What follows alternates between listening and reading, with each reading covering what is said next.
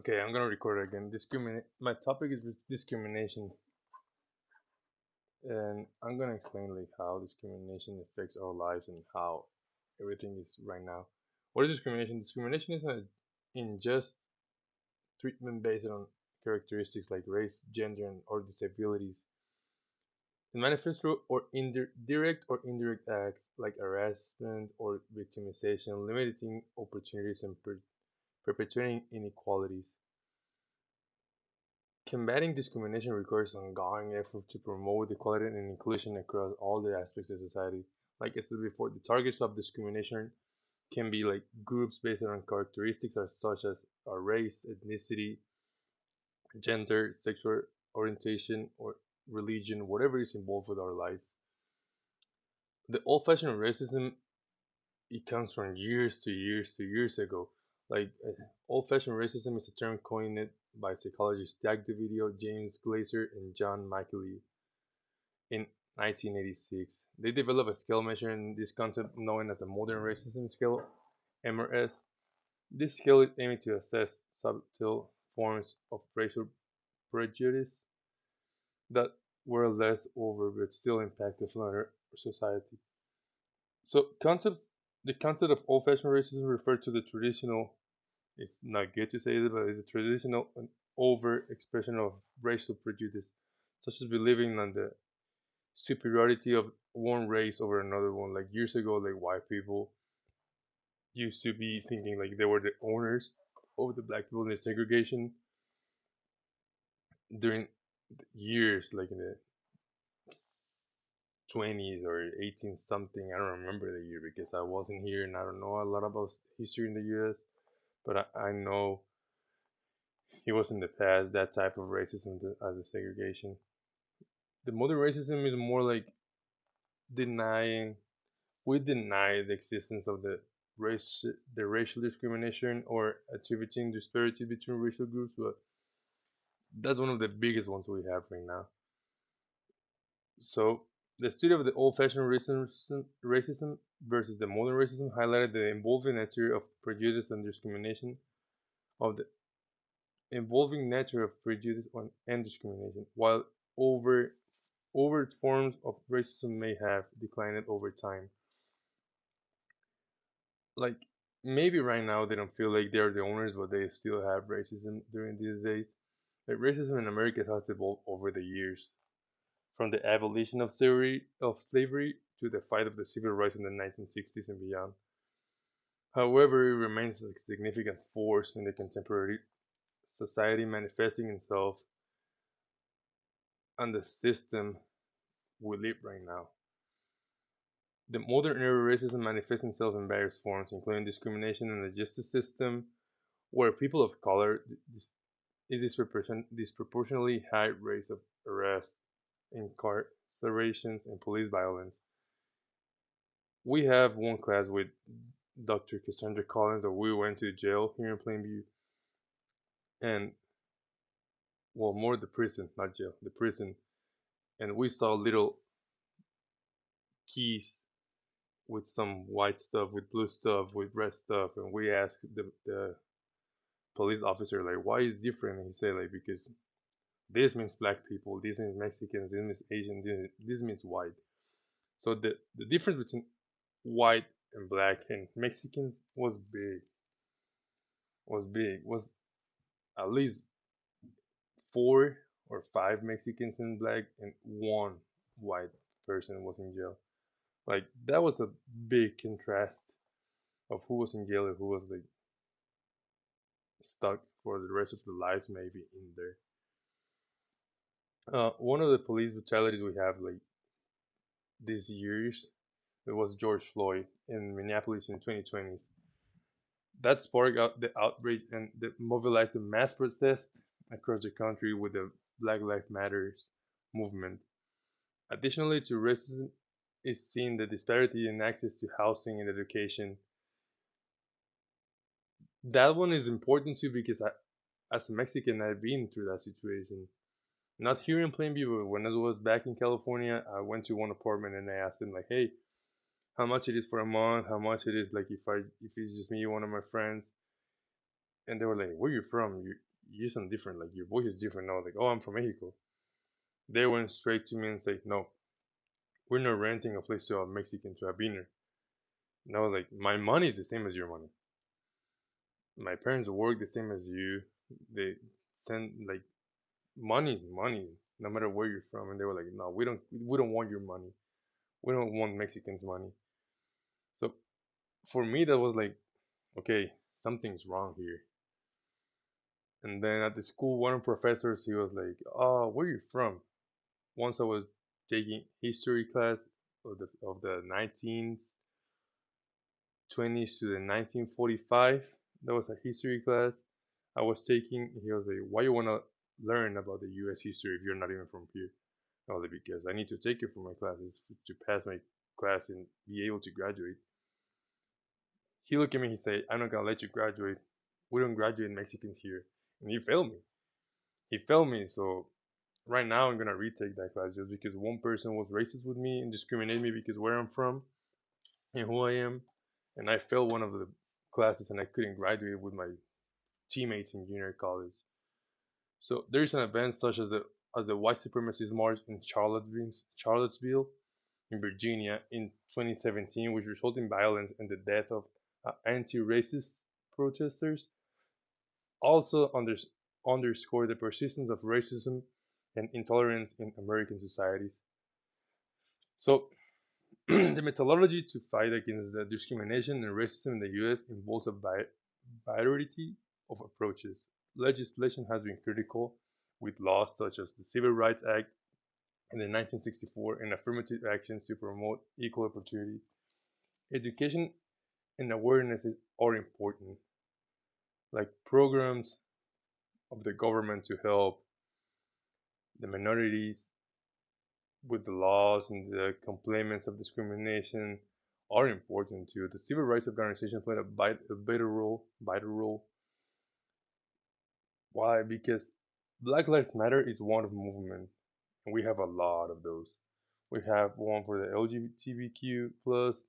We have one for Mexicans. We have one for even for animals. Maybe we don't see animals protesting, but we see people like PETA. I think that's how you say it. PETA. They trying to help animals like to don't get killed, to be more like take care of the cows, take care of this, take care of whatever. Keys and necessary aspects that are important to understand here, like legislation against discrimination, affirmative actions, education and awareness, and monitoring and enforcement of law. Research methods to detect racism and sexism. Detecting racism and sexism is very vital for our lives. Why? Because the words can be one of the ways you can be racist. The way you look at someone can be the ways to be racist. So what I'm trying to explain here is there is an observational study document discrimination practice in natural setting using coding schemes and content analysis to analyze behaviors. So what I'm trying to explain here is like you can be analyzed if not maybe because you're racist, but if you have a different type of personality against someone who's not your color of skin, your skin color, someone is not from where you are, someone who acts different than you, someone who likes something different than you. Someone can be looking at you right now and be like, he feel uncomfortable because he's right to a black person. He's by the side of a Mexican, or he's by the side of a LGBTQ plus person. So applying these designs requires prioritizing ethical considerations, including informed consent and confidentiality, and engaging the stakeholders, particularly marginalized communities, foster meaningful and actionable findings. Here is more like we need to have the consent of the person we're gonna try to look at it or study. Why? Because they can be saying, "Oh, I've been discriminated by my boss," and we cannot go to his boss and say like, "Hey, why you did this to this person?" Because now we are failing to the confidentiality, and he gonna get fired of that job. there is a racial difference on the education too. They don't richly research of racial difference in the assignment of students on to special education classes based on the test results highlight the complexity activities of this process. So he explores how cultural factors can affect test performance and subsequently influence the placement decisions. I think we all have that classmate who have like a special need, and we've seen some people treat them different. Not just professors. I'm talking about classmates. Like some of them, they were like bullying them, like taking their stuff, screaming to them, taking their money sometimes. And I seen that. Like I'll be one of the always being big, basically with my body type, and I hate to see that. I hate to see a professor just laughing about a student. I hate to see one of my classmates laughing about one of my another classmate with a special ed. So how can that be different? One of the ways is by promoting awareness of these issues and advocating for four-year assessments practices. Richly works aims to reduce disparities in educational outcomes and improve access to appropriate support service for all students. Some examples are cognitive ability tests, like to see if they're able to do the same of the rest, like come to the school, sit with us. If the professor answered like wants an answer, like if you know how, like you need to raise your hand, if you know how to just sit and listen to your professors, even during breaks during class, if you know how to act during the breaks. Another one is your academic achievement test, like if you being able to keep the same classes as your classmates. Maybe some of them they need a special education in math, so once they do this test, they're gonna okay, he needs help with math, so he needs to go with them, like in a lower level math, or maybe some of them they're smarter than us, and they can be over the rest and be smarter and be like, hey, he needs to go with them. No, that way. And one of the other ones is behavioral assessment tools to see how can you be during class, like the way you act around people. The employment discrimination is big too. Discrimination in employment and business practices can manifest in various forms, impeding individual opportunities for advancements and hindering the success of business. What I'm talking is like we've seen maybe movies, we've seen we've seen some friends in life like they go like, "Hey, I was trying to find a job, but it's hard because I'm black, because I'm Mexican, because I'm from the south, because I'm from the north, because I don't speak English properly." And that's discrimination because at the end of the day, if you have the opportunity and you have the intelligence to do something, to do the same work as the rest, you should be hired. You should have the opportunity to work in that place.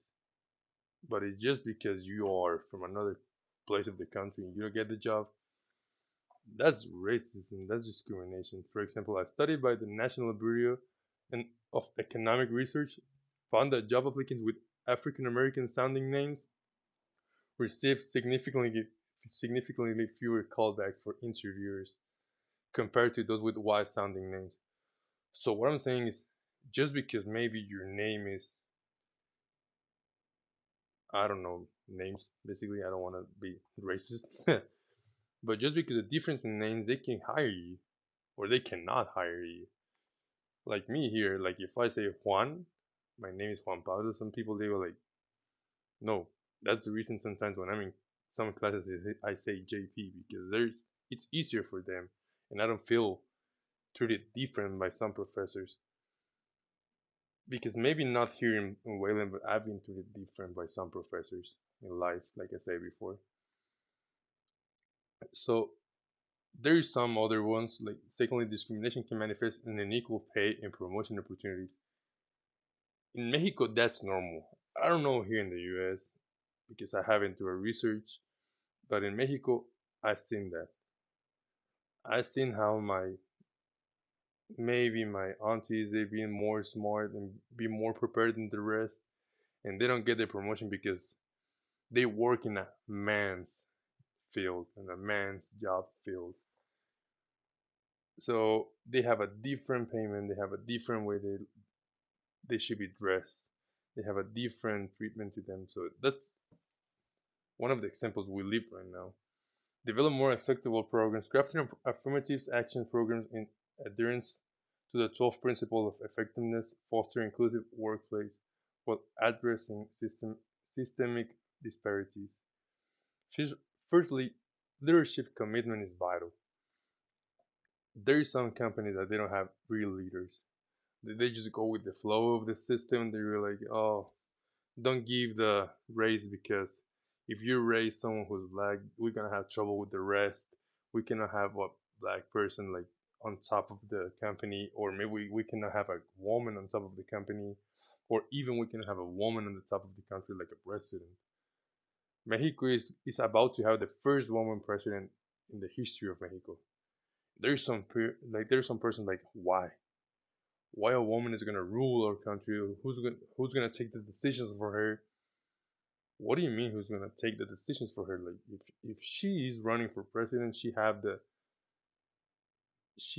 education to do it. She knows how to do it because she's been through a lot and she needs to go through a process to be a president. It's not just because you're a woman or just because you're a man you can be a president of a country. So investing in training on diversity, inclusion, and unconscious bias cultivates a culture of understanding and respect. Transparency in communication builds trust and accountability, engaging organizational commitment to affirmative actions or goals. Holding individuals and departments responsible for advancing diversity objectives integrates for diversity into organizational practice and culture. What I'm trying to explain here is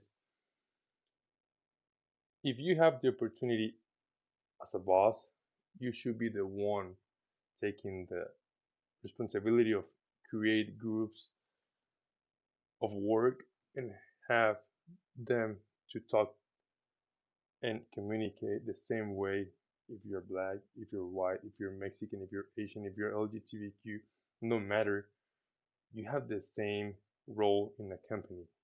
You have the same role in a classroom. You have the same role in a team. So you should be doing the same. No matter who you are, you should be doing the same and receiving the same applause at the moment you do something good. Hate crimes. What is a hate crime?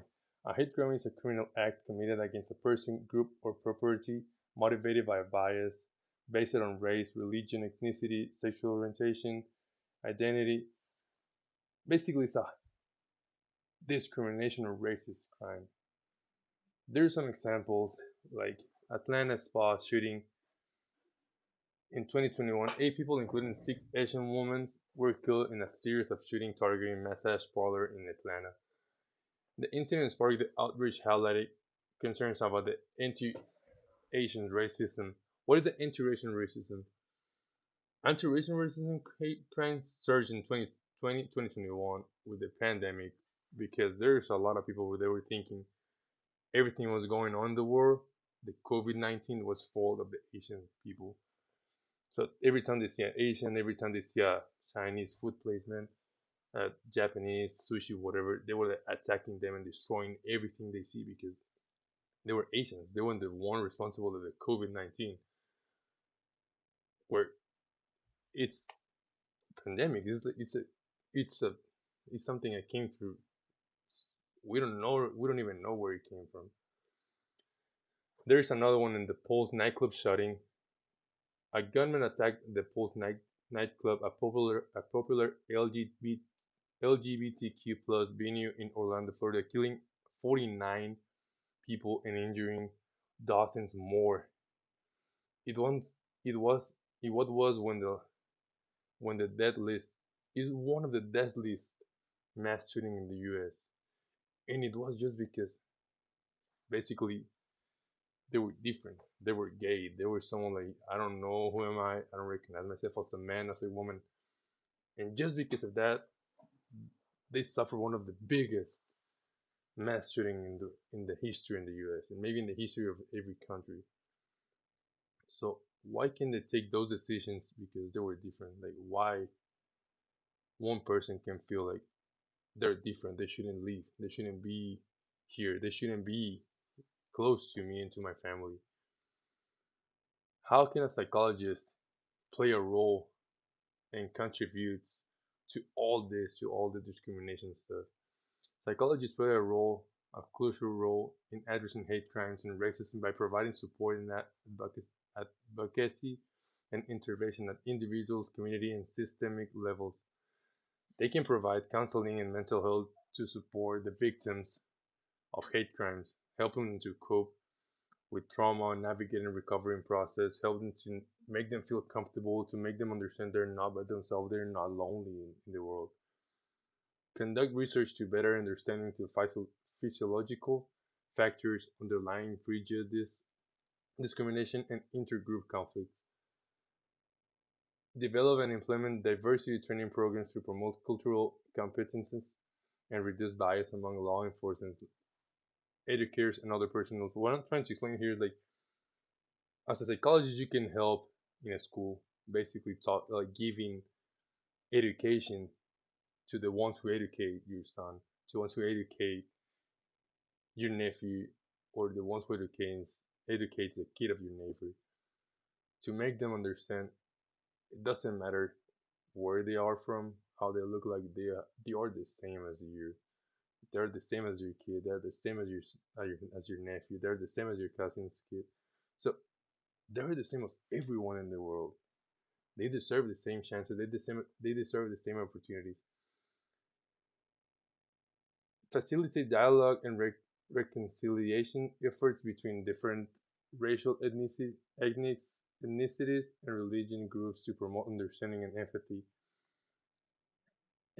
Empathy is the crucial word here. Why? Because when you have empathy for someone, you understand where they came from. You understand how they can feel when you call them by just one word. Just the way you describe them can be the difference. The way you look at them can be the difference. The way you treat them can be the difference. So we need to collaborate as a group. We need to collaborate as a classmate. We need to collaborate as a student athlete and be examples in the society and be the ones who can be the difference for the rest of our lives against the discrimination. Thank you.